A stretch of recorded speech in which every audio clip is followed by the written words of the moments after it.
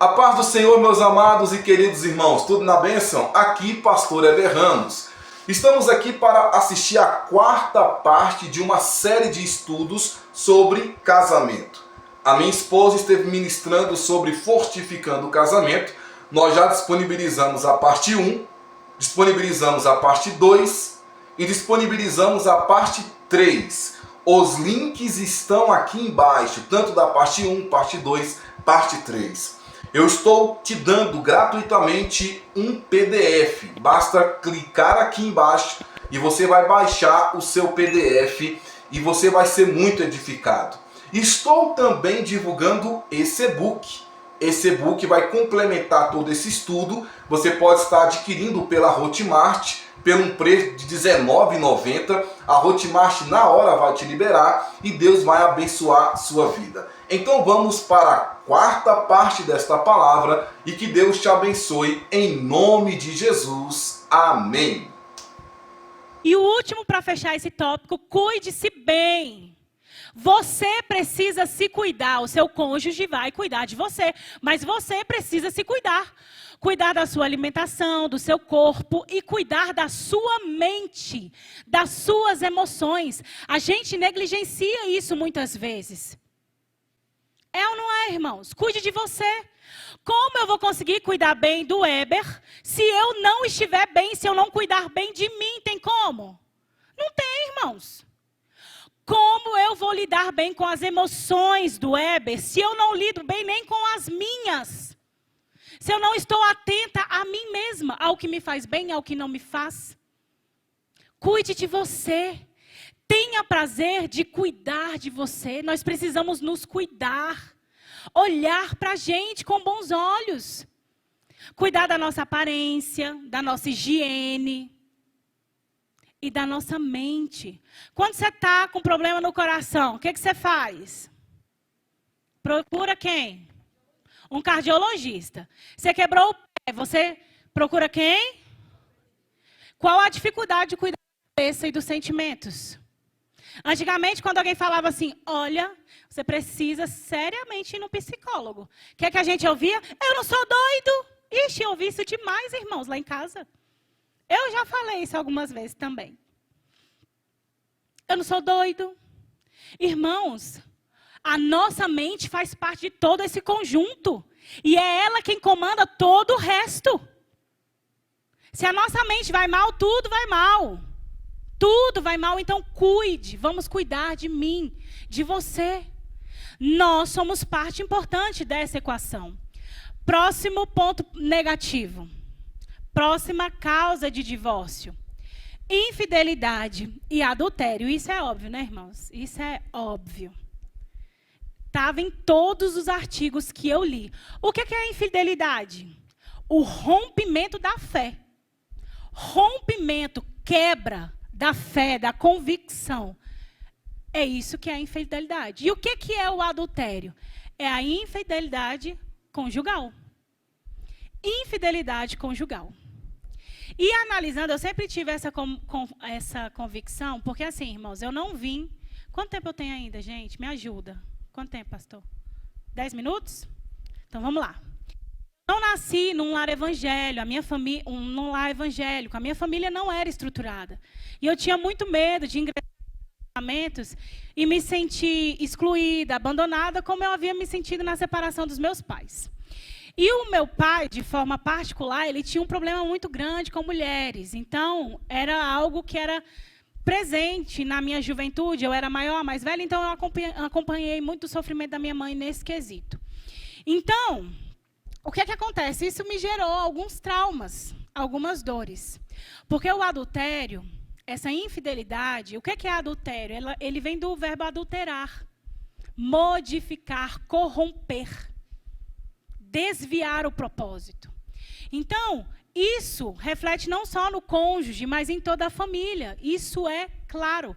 Existem estudos que mostram que muitas das pessoas que começam a se relacionar com um outro sexo, não somente por, às vezes, terem tido experiências ruins com o mesmo sexo. Vamos lá. Existem estudos que mostram que pessoas que começam a se relacionar com pessoas do mesmo sexo talvez tenham tido experiências ruins com pessoas do outro sexo. Mas também tiveram exemplos ruins dentro de casa. Eu vou me relacionar com um homem por quê? Se o principal homem da minha vida, que era o meu pai, fazia isso, com a minha mãe, eu não quero passar por isso. A minha mãe era que era boa, então eu vou me relacionar com alguém como ela. Então, isso é muito importante, a gente ter cuidado com isso. E aí, coloca o slide para mim. Eu não vi em lugar nenhum, irmãos. Foi fruto das minhas experiências, das reflexões. O adultério, ele envolve os 3 aspectos: o corpo, a alma e o espírito. Nós somos seres, temos três partes. É o tripé que se chama: corpo, alma e espírito. O corpo, como assim o corpo? O corpo diz respeito às nossas percepções sensoriais. Sabe, as sensações que nós temos, a depender do lugar onde nós estamos, nós temos pelo menos 5 sentidos, que é olfato, visão, audição, paladar e o tato. Todas essas portas são portas de entrada para sensações, percepções, sejam elas boas ou ruins, a depender do ambiente onde nós estamos. Então, o nosso corpo, ele influencia, sim, na predisposição, que eu vou te chamar dessa forma, para o adultério. Ele, dependendo do ambiente onde você está, convida a cometer esse erro. Então, é muito importante nós ficarmos atentos às percepções sensoriais, às sensações que nós temos, influenciadas pelo ambiente onde nós estamos. A alma, as emoções. Precisamos estar atentos a essas emoções. Por quê, irmãos? É muito importante. Lembra que nós falamos de traumas? Lembra que nós falamos de experiências? Quando nós analisamos isso, nós vamos ver que, às vezes, essas coisas, traumas, experiências, ou elas fazem com que a maioria das pessoas repitam o erro, façam igual a quem errou, ou eles fazem, aproxima a pessoa. Surge uma dúvida: por que as pessoas fazem? Será que é bom? Será que realmente não dá nada? Então, nós precisamos cuidar dessas emoções. Precisamos ter acesso a conhecimento que nos mostrem que aquilo não é para nós. E o espírito, porque quando nós temos essas sensações que o ambiente nos causa, quando nós deixamos que as nossas experiências falem por nós, e quando nós estamos sobre ataques malignos, estamos desnutridos espiritualmente e estamos separados de Deus, fatalmente vai ocorrer a queda. Se nós nos deixamos levar pelas seduções, pelas sensações, não cuidamos das nossas emoções e estamos com o espírito fraco, a Bíblia fala o quê, irmãos? Que o espírito está pronto, sempre pronto, mas a carne é fraca. E nós precisamos estar o quê? Vigilantes. Vigilantes. Porque o mundo vai nos gerar sensações. Nem sempre estaremos bem em nossas emoções. Às vezes a esposa não está comparecendo como deveria. Às vezes o homem lá da rua é um pouco mais atencioso, cuidadoso. Me ouve, meu marido não me ouve. Ele tira um tempo para mim, o meu marido não tira. Então, nem sempre os nossos sentimentos estarão alinhados. Mas se o nosso espírito estiver pronto, irmãos, nós faremos igual a José, fugimos. Mas se estivermos sobre ataques malignos, estivermos fracos, espiritualmente e separados de Deus, irmão, a queda é certa. E ali eu coloquei uma observação que também apareceu em muitos artigos que eu li, a pornografia. Nós sabemos que isso é uma deturpação, desvirtualização de algo bom que Deus fez. O sexo é algo bom. O Senhor fez para nos trazer não só filhos, mas alegria, satisfação. dizer obrigado, Jesus, por este momento. Glória a Deus. Mas o diabo faz o quê? Desvirtua. E cria na mente das pessoas que se deixam levar por isso algo fantasioso, irreal, utópico, é impossível de ser alcançado, não é saudável, como uma concorrência desleal, irmãos. Precisamos extinguir, eu sei que isso não existe aqui, e eu glorifico ao Senhor por isso, mas precisamos ter a capacidade de instruir outras pessoas nesse aspecto. A pornografia não é uma pimentinha que com algumas gotas você aquece a sua relação. É uma porta para demônios entrarem em casas, em lares, em mentes e um abismo que puxa inúmeros outros abismos. E como nós vamos corrigir isso, irmãos? Aqui, no Salmo 1. Lembra que eu falei que as sensações, os ambientes podem nos influenciar e nos influenciam? O primeiro fala: bem-aventurado o homem que não anda segundo o conselho dos... Não se detém no caminho dos... E nem se assenta na roda dos escarnecedores. O Senhor está nos alertando para nos afastar de ambientes destrutivos, de pessoas destrutivas. Existem pessoas e lugares que precisam ser deletados da nossa vida. Porque quando nós estamos em Cristo, nós temos que nos afastar do caminho de pecadores. Somos pecadores, mas somos justificados. Nós buscamos a santificação e nos esforçamos para estar com Cristo. Cristo. Mas precisamos nos afastar de caminhos inapropriados, companhias inapropriadas, lugares inapropriados, que irão dar sensações e nos levar para longe de Deus. Escarnecedores são aqueles que zombam do Senhor. Romanos, no capítulo 1, fala que o Senhor entregou os homens que têm desejo de pecar, homens que se alegram com o pecado, homens que de forma consciente não reconhecem a grandeza de Deus, mesmo vendo as suas obras. A Bíblia fala que o Senhor os entregou aos seus pecados e desejos malignos, a ponto das mulheres com o seu próprio corpo, ou seja, com outras mulheres. E os homens fugirem da sua conduta natural, outros homens. O Senhor os entregou às suas maldades, sujeiras, delitos. Precisamos fugir desses ambientes, porque senão, fatalmente, eles vão nos influenciar. Se eu ando com pessoas que amam falar da vida dos outros, uma hora ou outra eu vou falar. Se eu ando com pessoas que mentem, uma hora ou outra eu vou mentir, porque somos seres influenciáveis. Precisamos de um modelo. Outra coisa, versículo 2. Como vamos resolver esse problema? Tendo prazer contínuo na palavra de Deus.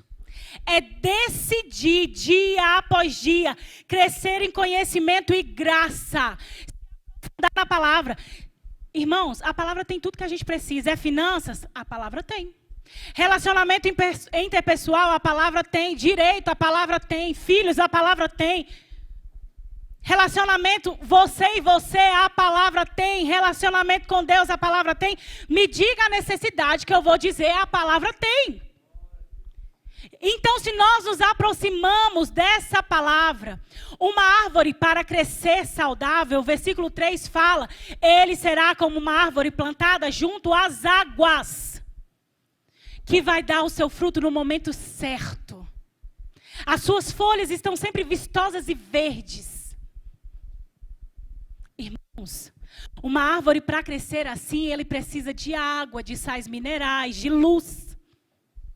Nós, como essas árvores, para produzirmos frutos de honra ao Senhor, para sermos prósperos e frutíferos, nós precisamos da água, precisamos da palavra, de proximidade com Deus, de intimidade com o Senhor, precisamos manter um relacionamento de diálogo aberto, franco e respeitoso com o Senhor. Senhor, Tu és... Irmãos, Senhor, eu não estou bem. Jesus, está doendo aqui. Senhor, eu errei ali. Muda, Senhor. Porque o Senhor sonda e conhece. Eu posso usar as palavras mais lindas como os fariseus faziam. O Senhor conhece o meu íntimo. Ele me conhece. Proximidade com Deus, proximidade. É só assim que nós teremos estabilidade e produtividade. Perdão, precisamos de perdão. Dentro do tópico da palavra de Deus, a palavra de Deus em Provérbios 1:7 diz que o temor do Senhor é a fonte de sabedoria. Nós temos inteligência, que é a capacidade de aprender. Temos conhecimento, que é aquilo que a gente busca para entender as coisas. E temos a sabedoria. O que é a sabedoria? É o que preenche as lacunas. Essa a gente não busca com o nosso próprio braço. Essa quem concede é o Senhor, através de intimidade com Ele. A Bíblia fala que o temor do Senhor é a fonte de sabedoria. Lá, em Provérbios 8, no versículo 13, se eu não me engano, a Bíblia diz, o que é sabedoria? É se desviar do mal. É se desviar daquilo que afasta de Deus, do pecado, em outras palavras. Em Oséias, a Bíblia diz que em Oséias 4:6 que o povo é destruído por falta de conhecimento, por rejeitar a sabedoria do Senhor. E lá no capítulo 6, no versículo, tá bem ali, ó, irmãos, 3, diz que nós devemos prossigamos e conheçamos ao Senhor. Nós precisamos prosseguir em conhecer ao Senhor. E para fechar, irmãos, mais duas coisas. Perdão. É um perdão genuíno, irmãos, desinteressado. Um perdão limpo, livre de julgamentos e de revisitações. Como assim, irmãos? Quando nós perdoamos uma falha, como é o caso do adultério, podem acontecer duas coisas ruins. A pessoa que errou pode se tornar um escravo. Depois de tudo que eu fiz, de tanto que eu errei, eu vou concordar com tudo. Isso não é saudável. Porque isso faz da pessoa que era uma vítima, digamos assim, faz dele um algoz, um torturador. Sabia que isso é perigoso? Depois de tudo que você me fez, isso aqui que eu estou pedindo é o mínimo que você pode fazer. Isso não é saudável, irmãos. Por isso que o perdão, ele precisa ser genuíno. Não significa dizer que você vai esquecer do que aconteceu. Amnésia. Perdão não é sinônimo de amnésia. Perdão é uma escolha, uma decisão, que faz com que você consiga prosseguir com aquela pessoa, amando, cuidando, zelando. E que aquele fato que aconteceu e que não vai se repetir, porque o perdão, ele é fruto do arrependimento. E quando a gente se arrepende, a gente faz o impossível e o impossível para não fazer mais. Não é? Desculpa. Menino, chega um momento que até a porta da graça vai se fechar. Então, é importante. E o último, tenha prazer na companhia do outro. Tenha prazer em estar a dois. Divirta-se com quem você escolheu para ser seu. Seja espontâneo, criativo e namorem, irmãos. Façam bastante amor, porque isso também é importante. E isso, irmãos, foi o que o Senhor colocou no meu coração. Eu sei que não é fácil, mas tudo é uma questão de escolha. O próximo, por favor. Tudo é uma questão de escolha, de decisão. Então, os maridos, as mulheres, elas vão se submeter aos maridos em amor, como está lá em Efésios 5. E os homens vão amar a sua esposa, como Cristo amou a igreja, que deu a vida por ela. E assim, irmãos, vai ficar mais fácil conviver a dois. Que o Senhor possa nos abençoar nessa jornada. Não é fácil. É um aprendizado diário, é uma renúncia diária. Mas o Senhor estará conosco, como sempre esteve, até a consumação dos séculos. E será cada dia mais prazeroso desfrutar da companhia do outro. Existe uma coisa chamada síndrome do ninho vazio. É algo que acontece com casais quando eles criam os filhos e os filhos saem desse ninho para formar os seus próprios ninhos. Às vezes, nesse período, o casal se perde. A mulher deixa de olhar e observar o marido deixa de considerar e observar a esposa. Eles ficam tão envolvidos com os filhos. E o tempo vai passando, e quando os filhos saem de casa, eles se olham e não se reconhecem mais. São dois completos estranhos. E aí acontece o que aconteceu na estatística do divórcio. Pessoas com vidas feitas, 40, 42 anos, 44 anos, se separam. Porque deixaram de cuidar de si mesmo e do outro. Que o Senhor nos abençoe. Eu te convido, fique de pé, vamos orar. Nesta hora eu quero perguntar, existe alguém aqui em nosso meio que deseja ter um relacionamento não só abençoado com o seu cônjuge, mas com Deus? Alguém que queira no seu íntimo caminhar com esse Deus, que nos ensina sobre tudo. Tudo, Deus nos ensina, nos esclarece sobre tudo, irmãos. Há alguém em nosso meio que deseja aceitar a Jesus, que deseja chamar o Senhor para dentro da sua casa? Levante a sua mão, nós vamos orar com você. O mundo não tem nada de bom para nos oferecer em suas práticas. Mas o Senhor se responsabiliza por aqueles que são seus, por aqueles que lhes pertencem. Então, que o Senhor alcance o nosso casamento nesta noite, que possamos ser bênção. Existe alguém em nosso meio que deseja caminhar com Cristo e falar: Senhor, habita na minha casa. Senhor, direciona o meu casamento. Eu quero envelhecer ao lado dessa pessoa, mas eu quero caminhar contigo. Existe alguém? Levante a mão. Nós vamos orar por você. Se não há, que o Senhor possa te proporcionar uma nova oportunidade. O Senhor é o Deus de novas oportunidades. Mas o tempo passa. Que o Senhor abençoe a cada um grandiosamente. Eu convido meu esposo, meu companheiro, o amor da minha vida, irmãos, para orar pelos casais. E que o Senhor nos abençoe nessa jornada. Amém. Vamos orar. Que Deus abençoe a minha esposa. Amém. Senhor Jesus, nós estamos aqui, ó Pai, na Tua presença. Venha abençoar pelo Teu poder, pela Tua graça e pela Tua glória cada casal que se encontra aqui. Vai derramando sobre a vida de cada um pelo Teu poder, pela Tua graça. Que esta palavra fique gravada nos corações de cada casal que aqui está. Aqueles que assistiram pela live também, Senhor. Vá abençoando de uma forma especial. E que o Teu nome seja glorificado e exaltado. Pedimos a Tua bênção em nome de Jesus. Amém e amém. Vire para o seu cônjuge e fale: eu te amo, em nome de Jesus. Amém. Glória a Deus. Pastor Luiz. Foi maravilhoso, glória a Deus. Eu não vi nem a hora passar, viu?